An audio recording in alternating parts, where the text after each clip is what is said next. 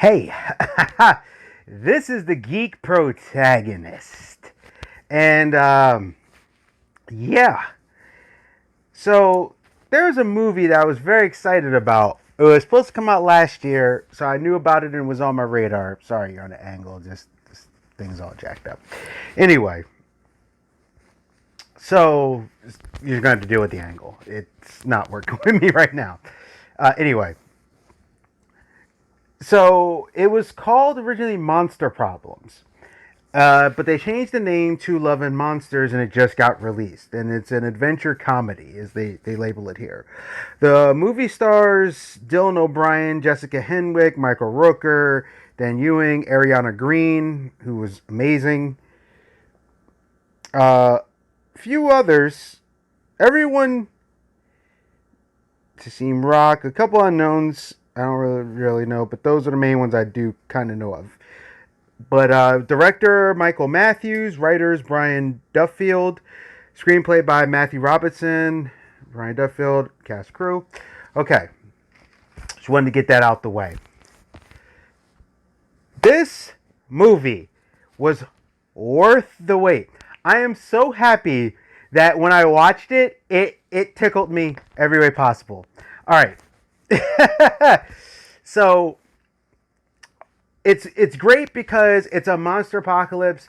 Something happens where basically there are now giant animals. It kind of reminds you of Monster Hunter to a degree, but felt a little more accurate in sense of what you've seen to what you've seen so far. I still need to see more of Monster Hunter before I make my final determination on that, but you know, it's whatever. Anyway, this movie, it puts the MacGuffin there, right? And it makes a journey. And it sets it up. It kind of reminds me of Zombieland. Remember when you first, if you loved Zombieland, remember when you first saw it, it just hit you different for a genre that was really getting hit. It just did something different. This felt like that. It was a post-apocalypse, but it felt different. Dylan O'Brien, once again, knocked out the park. This guy, from Maze Runner on through, I know he was on Teen Wolf and everything. I did not finish that series yet. But this guy right here, Dylan, he's something special. He reminds me of Yelton. What's the name that sadly passed away? He played Chekhov on Star Trek. Anton Yelton, who was another incredible actor. You don't believe me? Go watch Odd Thomas. Great movie. You know, but this movie definitely has horror element to it. It's interesting because it's a coming of age story, and it kind of also reminded me a little bit of Fallout, like with the bunkers and stuff. But you find out like things happen and how humanity is still surviving, but how much of humanity got ripped, as in these monsters started to do things and it attacked, or it looks like it specifically hit certain things. On his journey, he does it for love, but there's something there that they hit that I was so happy. I was like, are you guys going to stick the land? And they did. They didn't go the typical route, and it was great. And I like that they didn't do that. It was like that innocent, normal story trope, and then it was like, nah, take it here now. And it was like, oh, okay. Good stuff. And then when it came, like, when the story kind of, it would go like this, it was like, that makes more sense. They did a fantastic job. The monsters looked great. They have rules on certain things. Michael Rooker killed it. The girl that played Minnow killed it. They were perfect how they did stuff. And they were fun and they were exciting. How they handled things and how they talked and how he had to like kind of learn. Now, the other cool part about Dylan, which his character's name, if I remember correctly, is Joel Dawson. Because the girl he loves was Amy. That's the one he's going for. So Joel Dawson is like super ill-equipped. You know how normally you see a movie and they're like, all right, this person can kind of handle themselves even if they can't. Nah, they put him in a situation where you immediately see he's not only ill-equipped, he's grossly ill-equipped. which made this even more crazy. But him being in this role really elevated this movie. The story was very simplistic, but it worked. The pacing was good. There was these moments in it. Oh my gosh, the moments. It had these emotionally like strong moments that you wouldn't even have expected. And it was fantastic. And it was deep, and Dylan just poured it out, and you felt it, and it was like, yo, they're getting emotional right now. Like it hit so many levels. It had high adventure, everything, what he had to do, the survival stuff, the way the world changed, yet the way the world was still the same in some aspects. And there was this other character in there who was downright phenomenal. Boy, the dog. You don't understand. Who the people who wrote this? There was so much thought and talent in this. First off, that dog. I'm gonna say this right now. That dog is a better actor than some of the actors today. I that dog has so much personality. It was actually kind of like, whoa. And when you find out why and how the dog and him hooked up, something that was important to the dog, like the dog had a personality. It wasn't just a dog. It was still a dog, but it had connection. Like, I'm like, y'all put it, and it was so perfect because it made so much sense, and it elevated it that much, because where Joel could have done certain things with the dog there, they helped each other. They were there for each other. Now, if you are a person who is a pet owner like myself, if you didn't just hear that, that was my kitty running. She is my ace boo coon, you know? My cat means so much to me. It's crazy. Like, for example, a lot of times, unless she really needs something, she knows if I'm recording, she chills away. Or like if I'm working on something, unless she sees it, like she actually knows when to chill and when to come over. Like, we just got a great bond. I can call her over. You know, it's just how we are. It's just, roomies, how we do it. And I know I'm not the only person that has that kind of connection with their animal. I have friends who have dogs and everything. If you're a pet owner, you know the importance and the strength of that animal and in that bond with you. And having the dog there was situations that arose on both sides because of it, and it was a great companionship. There was certain situations where he had to trying to deal with the dog, because of the dog being a certain thing, but the dog actually had a connection, and the dog did something that a person would do, not being rational, and it was really good. And like I said, it was so well paced. Other thing I loved, you saw monsters, excuse me, but they weren't all in your face and all that. But when they were fantastic, and they were different types.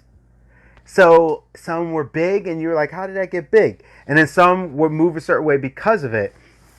And you learn the lessons of these things, and he takes little notes and stuff, and I hope they do it.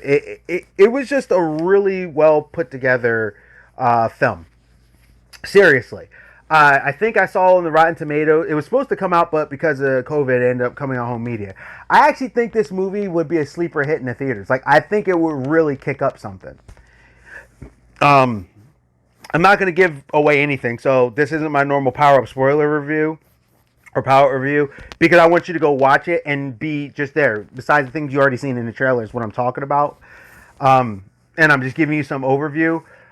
The way they handle the animals, like, you discover the world as he's discovering the world. And that's what's so cool about it. But things start to progress in such a great way. And it's because of how he learned and how we would have to relearn the world. And it was just really well put together. The pacing was fantastic. And you saw the good in humanity and then the bad, but it was like even when you're walking with them, this was the director, writers, whoever, you would see creatures in the background as you normally would. Like if you walk outside, I know you don't always, not everyone always thinks about this. If you on the ground right under your feet, there are ants, there are bugs, there are bugs that are on the wall, there are spiders over there, there are birds and things that you just take for granted. But now imagine if they were really really large and you're the ant and you're the rat trying to hide from an owl. Now the world's different.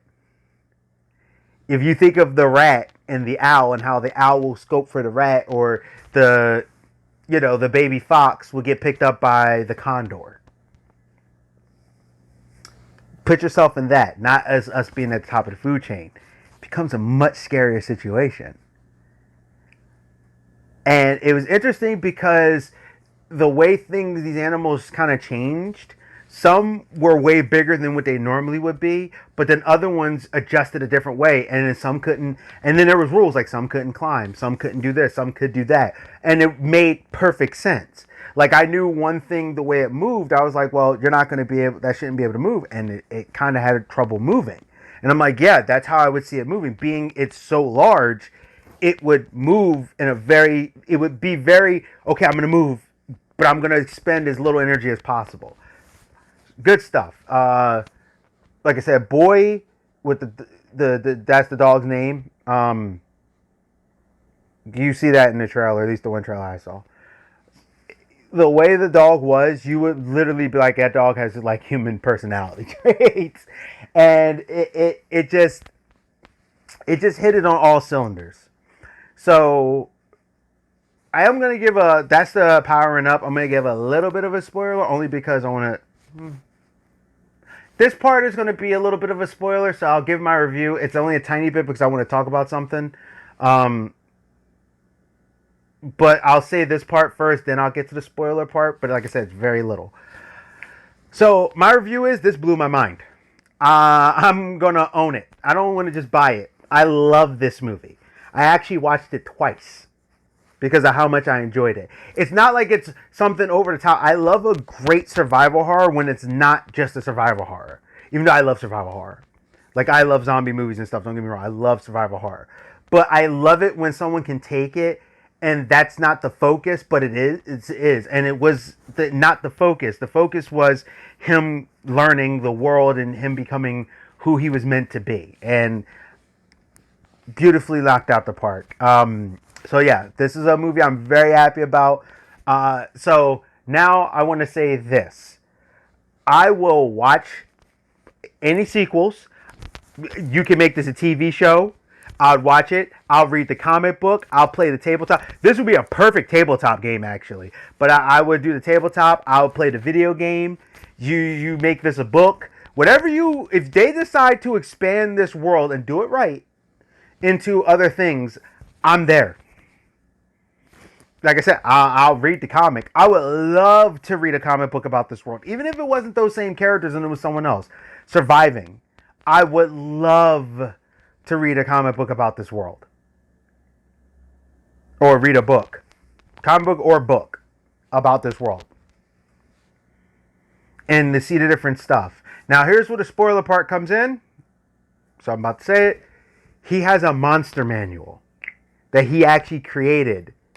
And he made a second copy because he memorized it by working on it so much and keep looking at it. He memorized it where he started making weaknesses and strengths and different things and foods and certain stuff that would help. And he gave one to Amy and that colony. And he also had another one. So, and then there's a situation that happens with Amy, but I won't tell you what happened. But it looks like he's leading off making the actual monster manuals for survival. And I hope if they have more ideas, that they would do more. There's a lot of places you can take this story. But like I said, I'd play the tabletop. I'd read the book. I'd read the comic book. I'd play the video game. However you want to do it, I'm in. I thought this was awesome. So that's my review. Go check it out. I think it was like $20 on digital or rent or something like that. 25 digital. Just get the digital. You'll own it. I'm getting the physical copy because I'm a physical copy man myself, but I'm glad I watched it thoroughly. So this has ran on long enough. This is the Geek Protagonist. You stay safe, you stay healthy, you stay real. Like I said, blew my mind. Have a nice one. Hey, thank you for visiting my channel. This is the Geek Protagonist. Please like, comment, subscribe, and share. Please, it'll really help me out in the channel if you actually share these videos. If you like what I'm doing, please hit that bell notification. Hit it, click.